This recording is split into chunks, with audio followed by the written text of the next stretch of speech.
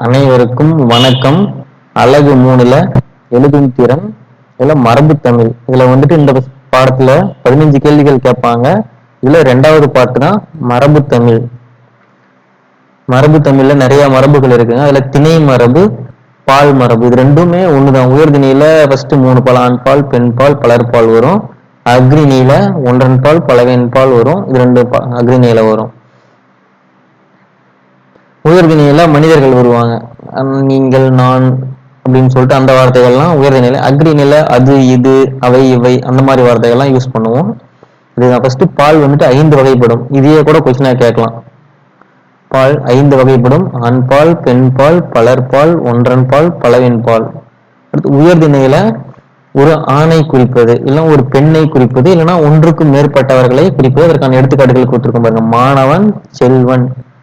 பெண்ணை குறிச்சா ஆதினி ஒரு பெயரா இருக்கும், இல்ல மாணவி பொதுவா ஒரு பெயரா இருக்கும். ஒன்றுக்கு மேற்பட்டதுன்னா மாணவர்கள், மக்கள், இதெல்லாமே உயர்திணையில வரும். அக்ரினா ஒன்றை குறிப்பது, ஒரு பொருள், கல்லா இருக்கட்டும், இல்ல பசுவா இருக்கட்டும், அதெல்லாம் அக்ரிணியில வரும். ஒன்றுக்கும் மேற்பட்டவற்றைனா மண்புழுக்கள், பசுக்கள், புத்தகங்கள், இதெல்லாமே அக்ரிணியில வரும். இங்க சில எக்ஸாம்பிள் கொடுத்திருக்காங்க. மகளிர்னா அதற்கு எதிர்ப்பால் என்ன? ஆடவர்.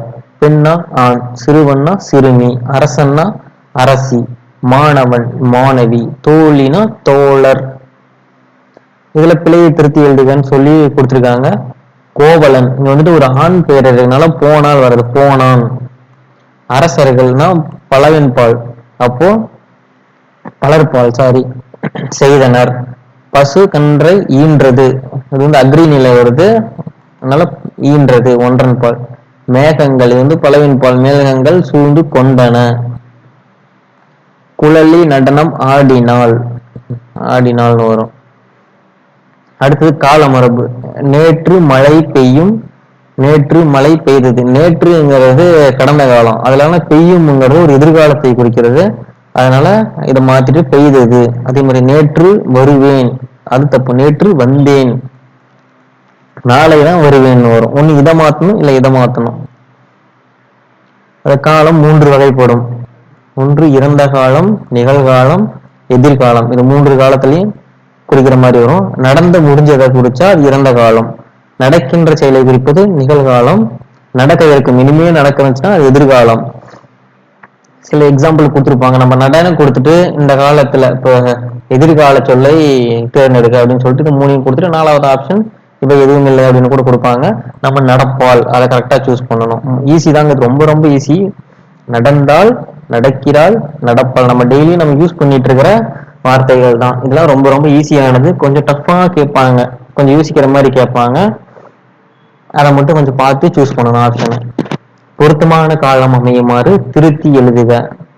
அமுதன் நேற்று வீட்டுக்கு வருவான்னு இருக்கு. நேற்றுனா வந்தான் அப்படின்னு வரணும். கண்மணி நாளை பாடம் படிப்பாள்னு வரணும். படித்தாள்னு இருக்கு.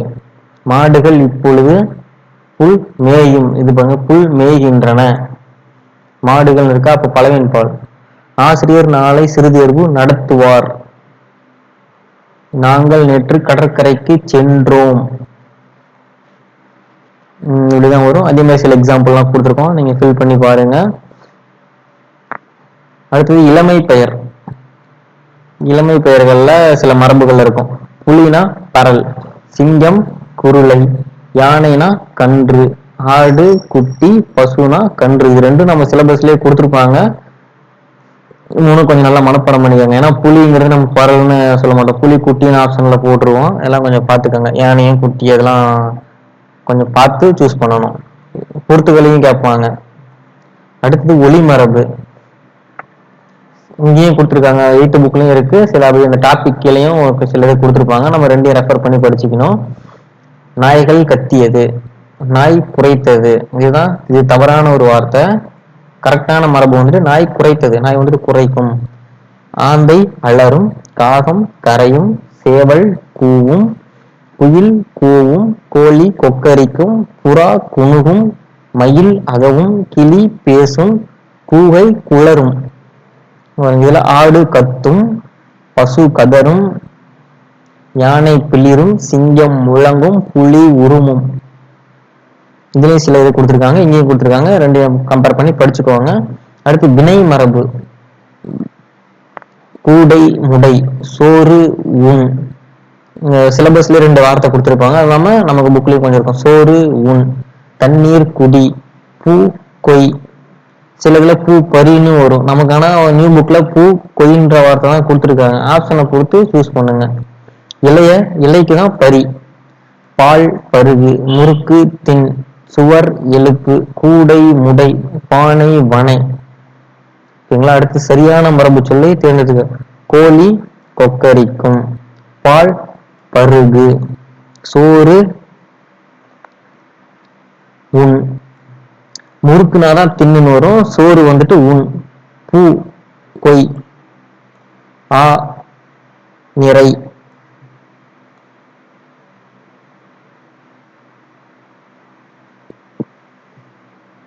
இதுல சில மரபு பிள்ளைகள் கொடுத்துருக்காங்க, அது கொஞ்சம் பார்த்துக்கோங்க. அடுத்து மரபு பிள்ளைகளை நீக்கி எழுத. கூரை வெய்தனர், கயல் பானை வனைய கற்றுக்கொண்டாள், நேற்று தென்றல் காற்று வீசியது, தென்னை மட்டையிலிருந்து நார் பிரித்தனர், அணில் பழம் தின்றது. பழம் தின்னு தானே வரும், இதுல இல்ல, பட் அப்படிதான் வரும். பழம் தின்றது. கொடியிலுள்ள மலரை பரித்துவா, மலர் பரித்துவான்னு வரணும். அடுத்தது தொகை மரபு. மக்கள் கூட்டம், ஆட்டு மந்தை. இங்க பாருங்க, இதெல்லாம் நம்ம ஏற்கனவே பார்த்தோம் இல்லைங்களா? மக்கள் கூட்டம், ஆட்டு மந்தை 2 சிலபஸ்லயே கொடுத்துட்டாங்க. நிறை. இங்க பார்த்துருப்பாங்க பாருங்க. நிறை. ஆட்டுன்னு கொடுத்துருந்தா மந்தை, ஆனா நிறை. இங்க 2 கன்ஃபியூஸ் பண்ணிக்காதீங்க. அடுத்து சில தாவர இலைப்பெயர்கள்ல மொத்தமா கொடுத்துருக்காங்க பாருங்க. தென்னை மட்டையிலிருந்து நார் எடுத்தனர்.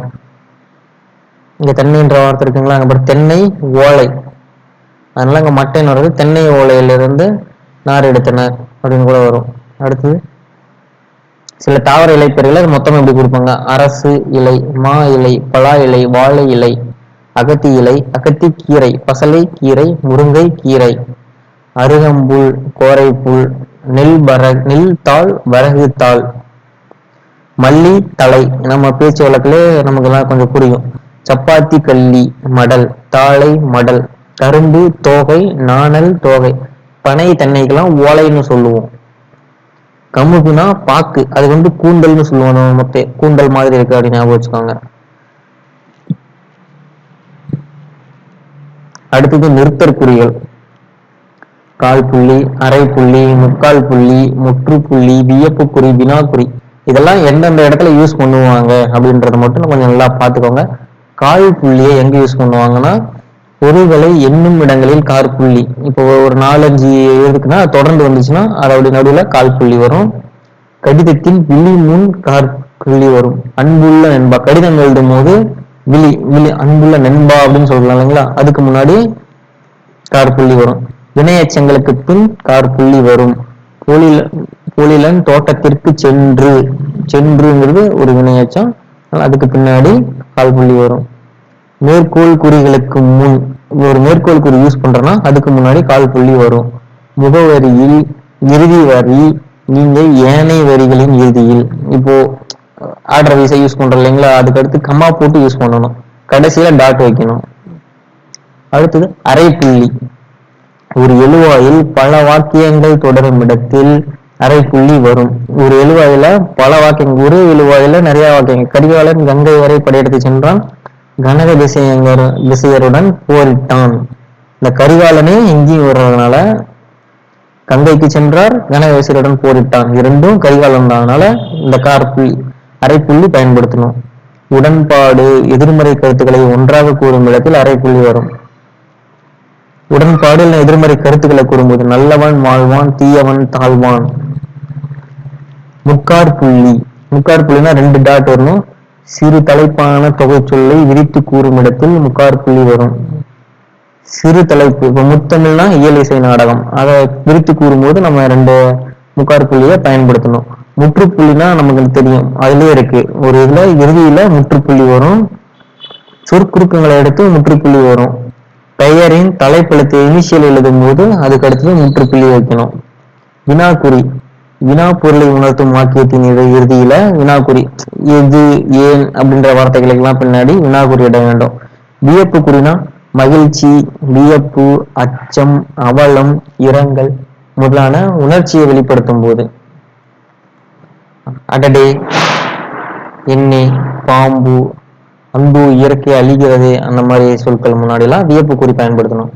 ஒற்றை மேல்கோடு குறினா தனி சொல்லோ தனி எழுத்தோ விளக்கி காட்டும் போது இரட்டை மேற்கோள் குறியில் இன்னொரு கூற்று உட்பட்டு வரும்போது ஒற்றை மேற்கோள் குறி பயன்படுத்தணும். நல்ல என்பது குறிப்பு பெயரச்சம் ஆகும். கூட்டத்தின் தலைவர் அறிஞர் அண்ணா அவர்கள் இப்போது தலைப்பிள்ளை என்றும் தலைப்பில் பேசுவார் என்று அறிவித்தார். இது நம்ம பார்த்தாவே கொஞ்சம் புரியும். ஒரு இதுக்குள் ஒரு எச்சத்துக்குள்ள ஒரு ஒரு கூற்றுக்குள்ள வரும்போது இன்னொரு கூற்று ஒரு கூற்றுக்குள்ள இன்னொரு கூற்று உட்பட்டு வரும்போது அதை அப்படி சொல்லணும். இல்லைன்னா ஒரு தனி சொல்ல விளக்கி கூறுறோம், அப்போ வந்துட்டு ஒற்றை மேற்கோள் குறிவோம். இரட்டை மேற்கோள் குறினா அது நமக்கே தெரியும். ஒருத்தர் சொல்ற மாதிரி ஒரு வாக்கியத்தை எழுதும் போது அவங்க சொன்னதை இரட்டை மேற்கோள் குறிப்புள்ள நம்ம கொண்டு வரணும். நேர்கூற்றுகளிலும் செய்யுள் அடிகளிலோ பொன்மொழிகளிலோ குறிப்பிடும் இடங்களிலும் இரட்டை மேற்கோள் குறி. ஒருவேளை செய்யுள்லாம் சொன்னோம்னாலும் அதுக்கும் இரட்டை மேற்கோள் குறி தான் பயன்படுத்தணும். அவங்களே சில இதெல்லாம் கொடுத்துருக்காங்க, இங்க என்னென்ன வரும் அப்படின்னு சொல்லிட்டு எல்லாத்துக்கும் கடைசியில டாட் வரும் நமக்கு தெரியும். இங்க வந்துட்டு திருவிக்கா, இங்க டாட் வந்துடும்.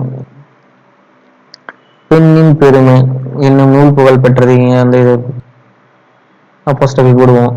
கபிலன் தன் தந்தையிடம் இங்க கமல் போட்டு இங்க இரட்டை மேற்கோள் கூறி இங்க பயன்படுத்தணும்.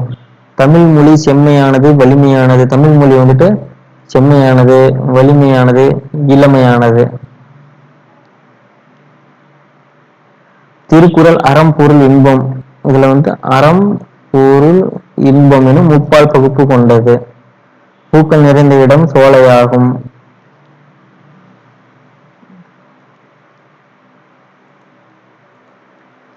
இதுலயும் சில வார்த்தையா கொடுத்துட்டு இங்கேயும் சூஸ் பண்ண சொல்லியிருக்காங்க. இதுவும் நிறுத்தற்குறிகளை இட வேண்டும். கொஞ்சம் ப்ராக்டிஸ் பண்ணி பாருங்க. தேங்க்யூ.